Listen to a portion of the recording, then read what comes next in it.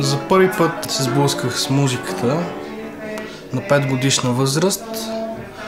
Някъде обаче на 8-9 годишна възраст вече осъзнах, че това вече е моят живот.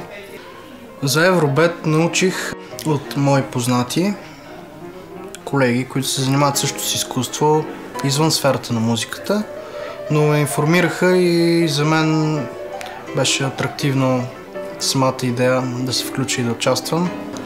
Това, което ме впечатлява в останалите стипендианти, че тук всеки от нас е положил страшно много усилия и труд и всеки върши нещата с огромно желание. И това е някакси мотивиращо, защото сме като една общност.